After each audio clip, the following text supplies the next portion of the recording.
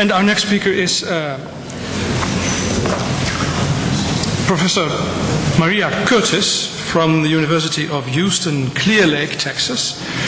And she's an assistant professor of anthropology and cross-cultural studies at that university. And, well, to be brief, she does fieldwork both among Turkish women and in Morocco, and her current research is focused on the transnational participation of women adherents of the Gülen movement as they move between Turkey and the US. And I guess she's going to speak from that research dealing with both the US and Turkey. And I'm very happy that she's here, and I happily give her the floor. Thank you. Good afternoon. Can you hear me okay? Okay, all right. I'm a little jet lagged, so I don't trust myself to remember all my points, so I'm probably going to read a little bit more than some of the other speakers, so I want to apologize in advance for that, I suppose. My paper outlines research on women's participation in the Gülen service movement, or Hizmet as it's also called. My data is drawn from informal interactions as well as formal interviewing and long-term ethnographic participation. Observation with both Turkish women and women of many other nationalities, both in various cities in Turkey and in the U.S., who either self-identify as adherents or who take part in some way in the public spheres that the movement directly and indirectly opens to them. I might have written a very different paper had I come to the Netherlands first. So this is mostly a paper about Turkish women and first-generation Turkish women in the United States. Okay. There can really be no generalizations made that succinctly spell out what a Gülen woman is, because she may do almost anything. My research offers some insight into how women become initially interested in the Gülen movement and what their experiences are as they continue on the path toward becoming an abla, or a big sister, who shares in the leadership and organizational responsibilities. The narratives I've collected cannot offer a single profile of what women's participation looks like. Instead, they examine the many ways that women take part in this transnational service movement. Let me get a little drink of water. In the last 12 years or so, I've had many exchanges and experiences with women in Turkey and Turkish American women from almost every region in Turkey now living in the U.S. who self-identify as taking part in Hizmet. In addition to Turks and Americans, many other ethnicities and nationalities can be found in this group. They are Armenian, Kurdish, Alevi, African American, European American, Mexican and Mexican American, Guatemalan American, Native American, Colombian, Irish, British, Australian, Turkmen, Russian, Azeri, Afghan, Uzbek, Albanian, Spanish, Alazka, Tajik, Bosnian, Albanian, Macedonian, Kyrgyz, and some Arabs and Pakistanis, although those communities have been in the United States a bit longer and in larger numbers, so they traditionally have their own centers of worship. And of course, if I were giving a paper about women in the Gülen movement globally, I would of course need to include all of the European hyphenizations that would occur from second, third, and fourth generations here in the Netherlands, France, Belgium, and so on. In nearly every country where Hizmet has traveled, local people in those countries take part in the movement, and in women's groups, meaningful social interaction takes place across religious and ethnic lines. So one need not be a Muslim woman to take part in some of the activities. A great variety of women express their attachment to Hizmet in their own unique ways. For example, there are women entrepreneurs. Here's another long list. Entrepreneurs, teachers, opera singers, TV personalities, newspaper and magazine journalists, engineers of all persuasions, stay-at-home mothers, doctors, pharmacists, nurses, AIDS and cancer researchers, forensic psychologists, and medical personnel trained to help trauma victims during times of international natural disasters, such as those who work at Kimse Yokmu and other similar organizations. We've also got daycare administrators, Quran school teachers, dormitory managers, and university professors. So well established and developed are Hizmet circles in Turkey that one could say for at every level of education, for every region, for every level of spiritual attachment, ranging from the decidedly secular to those who spend a great portion of their time as practicing Muslims, one will find institutions and activities that appeal to clusters of women with similar educational and career backgrounds. So we've heard today the idea of loose configurations, loose groups of people. I would say the same thing, of course, apply to women with different interests and different educational backgrounds. I guess what is unique about these women perhaps is how they feel about each other. This is very hard to express in English because we lack words like ruhtash or spiritual soulmate, for example. There's a very deep spiritual connection they share, and it binds them as yol arkadaşlar, or friends on the same path. Whereas society may have placed them in distinctly different linguistic, ethnic, class, and educational backgrounds, Hizmet cuts across these divisive social categories.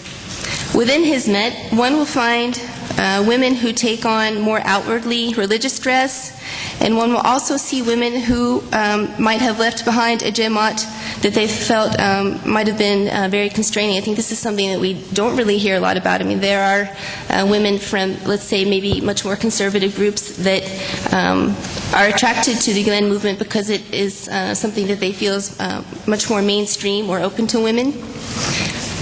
We will find educated women who decide to live among people who have had almost no education. We will find, conversely, that Hizmet scholarships provide education for those girls, for example, for whom it would never have been possible to study at all. We will find people of great wealth giving away their possessions, as Dr. Iba has talked about. A lot of those are also women, wealthy women who give their himet.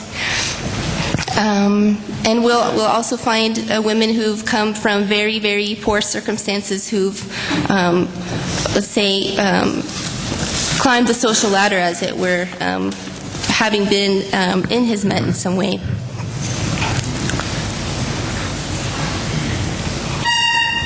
So all of this is to say that Hizmet is really in the middle. It's mainstream. And more importantly, it creates a new middle class, if you will, by bringing people who see themselves as ruhtaşlar, or spiritual soulmates, and not necessarily according to their perceived social status. Within the Gülen movement, one will find women with a very wide range of understandings of Islamic modesty.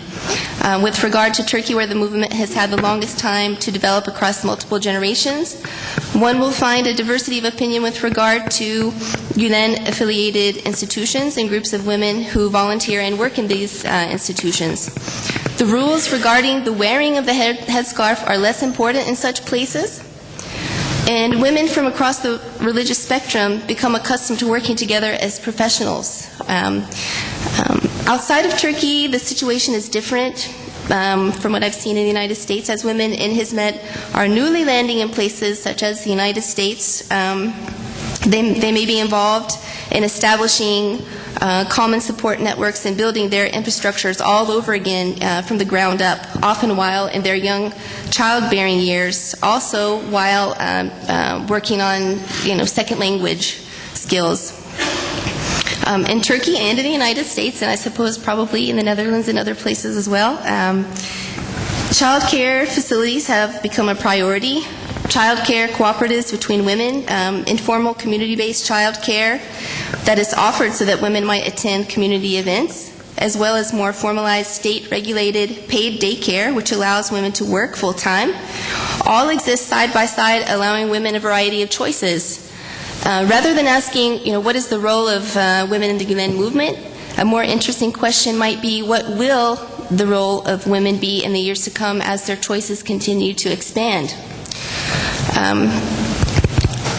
Similar modern piety movements have been seen in other parts of the Muslim world, and they have articulated some of the same themes around women reclaiming the rights afforded to them in the Quran and the Hadith, which women often feel exceed those offered by modern society.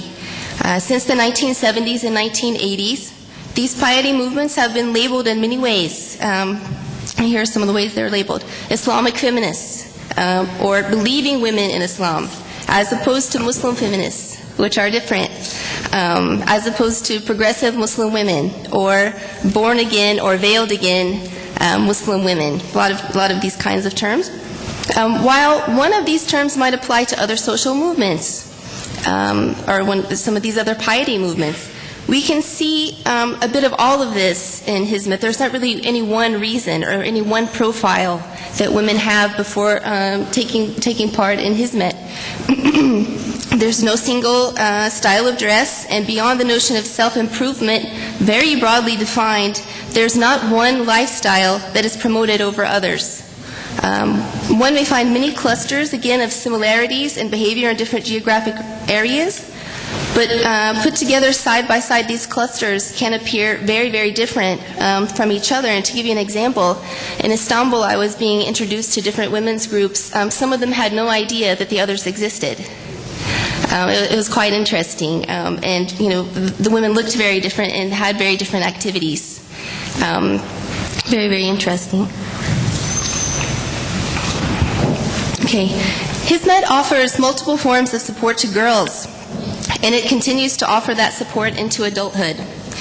For every stage of life, from daycare to elementary school to middle school to high school to university, another long list, I apologize, dormitory, study centers, hospitals to mental and physical rehabilitation institutions, nursing homes, television and media outlets, there is perhaps not a moment in one's life or a problem for which one would not find some form of assistance.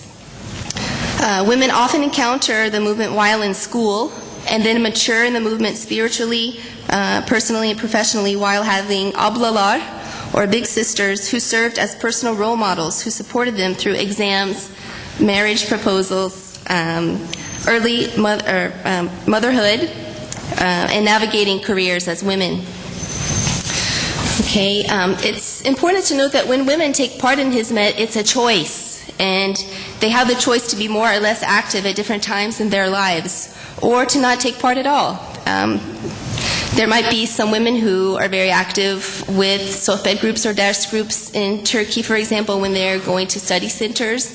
And then little by little they might lose touch with those people, or stay in contact for the Bayram, for big holidays and so forth. There's not any really one way that people stay attached or stay active in Hizmet.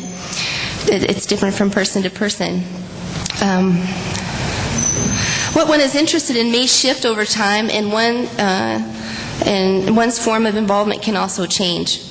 As girls become women, they feel a sense of wanting to help other girls as a way of honoring the women who helped them, and thus the cycle of what one informant called adoptive motherhood continues from one age set to the next.